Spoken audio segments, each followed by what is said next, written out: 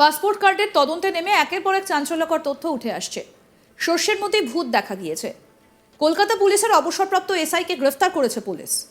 টাকার বিনিময়ে ভুয়ো তথ্য দিয়েও মিলত পুলিশি ভেরিফিকেশনের ছাড়পত্র, আর তারপরই বাড়িতে পৌঁছে যেত ভারতীয় পাসপোর্ট। এভাবেই জিহাদিরা রাজ্যে ছড়িয়ে পড়েছে বলে অভিযোগ। এদিকে বাংলাদেশ থেকে টাকার বিনিময়ে সীমান্ত পার করে দেবার ঘটনা অব্যাহত। আর এই নিয়ে ভারত বাংলাদেশ সীমান্ত দিয়ে অবৈধ বাংলাদেশিদের ভারতে অনুপ্রবেশ করানোর অভিযোগে গ্রেফতার করা হয়েছে এক দালালকে। জানা গিয়েছে রবিবার 5ই জানুয়ারি ফের হাঁসখালি থানার পুলিশের অভিযানে গ্রেফতার হয়েছে এক দালাল। রানাঘাট জেলা পুলিশের তরফ থেকে অবৈধ অনুপ্রবেশকারীদের চিহ্নিত করে গ্রেফতারের অভিযান লাগাতার চলছে। এর আগেও একাধিক দালাল গ্রেফতারের পর তাদের পুলিশি জেরার মুখে একের পর এক নাম উঠে আসছে, আর তারপরই একে একে দালালদের চিহ্নিত করে গ্রেফতার করছে রানাঘাট জেলা পুলিশ। রবিবার রাতে বছর 30-এর মশিয়ার মণ্ডল নামে আরও এক দালালকে গ্রেফতার করেছে হাঁসখালি থানার পুলিশ। ধৃতকে সোমবার পুলিশি হেফাজতের আবেদন জানিয়ে রানাঘাট আদালতে পাঠায় হাঁসখালি থানার পুলিশ। কি বলছেন অ্যাডিশনাল এসপি লালটু হালদার, শোনাবো আপনাদের। অভিযুক্ত যারা আছে তাদের থেকেও যেটা কথা বলে বোঝা গেল যে এই শীতকালে বিশেষ করে এই যে যেমন আমাদের হাঁসখালি, গাংনাপুর এবং ধানতলা, যেটা আমাদের ভৌগোলিক অবস্থানগত যে প্রতিকূলতা থাকে, প্লাস এই শীতের সময় যে কুয়াশা এবং যেটা আমাদের ইছামতি নদীর যা অবস্থা, একদম তো মজে গিয়েছে, শুকিয়ে গিয়েছে। অনায়াসেই এই শীতে কুয়াশার মধ্যে গা ঢাকা দিয়ে নিরাপত্তারক্ষীদের চোখ এড়িয়ে এরা এই সমস্ত যারা দালাল আছে, বলাই সাগর, হায়দার মণ্ডল, আনোয়ারা বেগমের মতো, বিশ্বাসের মতো যারা দালাল আছে, এদের হাত ধরে এরা এদেশে ঢুকে পড়ছে। তো এরা প্রত্যেকে তো আমাদের ভারতীয়। হ্যাঁ, যারা টাউট আছে সবাই ইন্ডিয়ান আছে। আগেও আমরা এই প্রেস ব্রিফিংয়ে আমরা বলেছিলাম যে রানাঘাট পুলিশ জেলা এখন পুরোপুরি এই অবৈধ যারা অনুপ্রবেশকারী আছে এবং যাদের হাত ধরে, যে সমস্ত দালালদের হাত ধরে এরা আসছে, এদেরকে ছাড়া হবে না। এদেরকে পুরোপুরিভাবে আমরা পুরো নেটওয়ার্কটা আমরা এটাকে একদম নষ্ট করে দেবো, একদম ধ্বংসই করে দেবো। কারণ এইভাবেই আমরা লেগে আছি।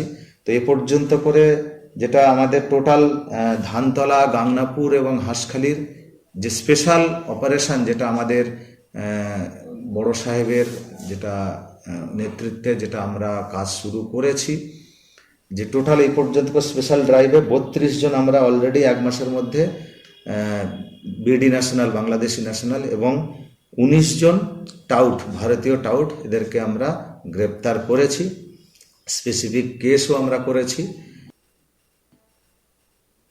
আমাদের প্রতিনিধি বিশ্বজিৎ ব্যানার্জি কি প্রতিবেদন তুলে ধরেছেন, শোনাবো এবার।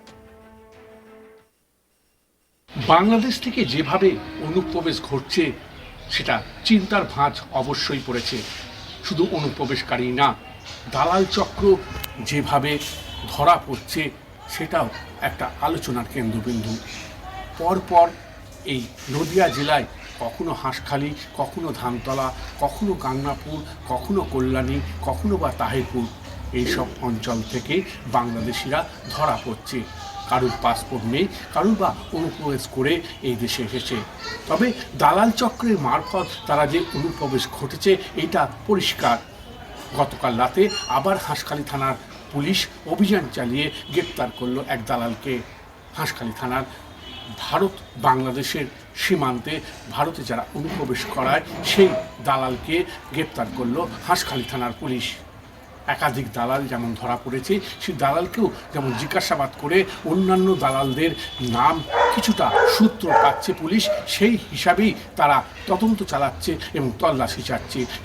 তার জেরেই আর এক দালালকে গ্রেপ্তার করলো। 30 বছরে মাসিয়ার মণ্ডল নামে ওই দালালকে হাঁসখালি থানার পুলিশ গ্রেপ্তার করে আজ রানাঘাট মহকুমা আদালতে তোলা হয়। বিচারক কি রায় দেয় সেটা এখনও জানা যায়নি। তবে এই দালাল চক্রের ভূমিকা নিয়ে এবং দালাল চক্রের সক্রিয়তা নিয়ে পুলিশ যে বেশ কড়া মনোভাব নিচ্ছে এবং প্রচণ্ডভাবে তল্লাশি চালাচ্ছে এ বলার অপেক্ষা রাখে না।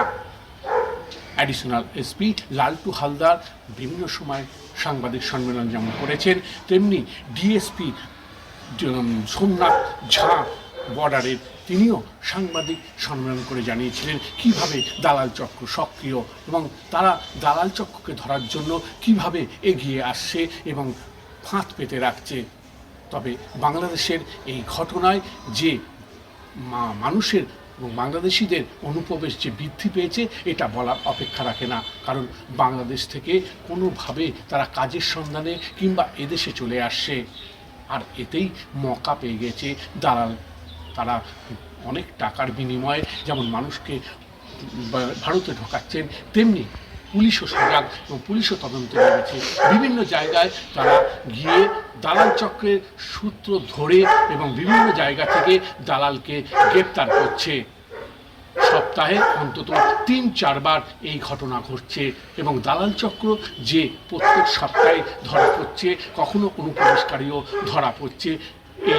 এই ধরা এবং গ্রেপ্তারের ভূমিকা দেখেই, পুলিশের ভূমিকা দেখেই বোঝা যাচ্ছে যে পুলিশ কতটা সক্রিয় এবং বর্ডারের সীমান্ত রক্ষী বাহিনীরাও কিন্তু সজাগ, কারণ কাঁটাতারের বেড়া যেহেতু নেই সেহেতু তাদের স্বর্গরাজ্য এবং শীতের রাত এবং কুয়াশাকে হাতিয়ার করে দালালরা যেমন এদেশে অনুপ্রবেশ ঘটাচ্ছে বাংলাদেশিদের, সেটাও কিন্তু এখন পুলিশ সজাগ হয়েছে এবং দৃষ্টি দিচ্ছে। অন্যদিকে টাকার বিনিময়ে সীমান্ত দিয়ে এদেশের লোক ঢোকাচ্ছে খোদ এদেশের দালালরাই। মোটা টাকার বিনিময়ে তৈরি করে দেওয়া হচ্ছে ফেক আধার কার্ড, প্যান কার্ড, পাসপোর্ট। এবার বছরের শুরুতেই আবারও 2 জন বাংলাদেশি অনুপ্রবেশকারীকে গ্রেফতার করা হয়েছে। বিনা পাসপোর্টে চোরাপথে ভারতে প্রবেশ করেছিল বলে জানা গিয়েছে। আর তাদের পাকড়াও করতেই সামনে আসে তাদের পরিবার। জানা যায় তাদের বাড়ি বাংলাদেশে। চোরাপথে বাংলাদেশে ফেরার আগে তাদের ধরে ফেলে। এখানেই প্রশ্ন ওঠে, কেন চোরাপথে এদেশে তারা এসেছিল? তবে এর পেছনে অন্য কোনো ষড়যন্ত্র নেই তো? তা জানতেই জিজ্ঞাসাবাদ করছে পুলিশ। ঘটনাটা নদিয়ার কল্যাণীর। পুলিশ সূত্রে খবর, ধৃত 2 বাংলাদেশির নাম সোহাগ মীর এবং প্রণয় জয়ধর। কয়েক মাস আগে দুজনে বাংলাদেশ থেকে বিনা পাসপোর্টে ভারতে প্রবেশ করে। মূলত এই 2 বাংলাদেশি যুবক নাকি কাজের সন্ধানে ভারতে এসেছিল। গোপন সূত্রে খবর পেয়ে কল্যাণী থানার পুলিশ ওই 2 বাংলাদেশিকে গ্রেপ্তার করে নেয়। তাদের ধরতেই জানা যায় নদিয়ার কল্যাণীর অনুকূল মোড় এলাকায় তাদের এক আত্মীয়র বাড়িতে তারা ছিল।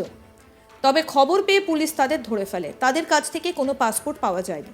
তার মানে বিনা পাসপোর্টেই তারা ভারতে ঢুকে আত্মগোপন করেছিল। কিন্তু কী উদ্দেশ্যে তারা বাংলায় এসে থাকছিল, কেন বিনা পাসপোর্টে লুকিয়ে চোরাপথে ভারতে ঢুকলো, তা নিয়ে কিন্তু রহস্য দানা বেঁধেছে। এবং আবারও যেটা দেখা যায়, হাঁসখালি থানার পুলিশের অভিযানে গ্রেফতার দালাল। ভারত বাংলাদেশ সীমান্ত দিয়ে অবৈধ বাংলাদেশিদের ভারতে অনুপ্রবেশ করানোর অভিযোগে আরও এক দালালকে গ্রেফতার করেছে হাঁসখালি থানার পুলিশ। আরও আপডেট পেতে দেখতে থাকুন আজ তাক বাংলা। সাবস্ক্রাইব করুন, নোটিফিকেশন পেতে বেল বাটন অপশন প্রেস করুন, হোয়াটসঅ্যাপে ফলো করুন আজ তাক বাংলা।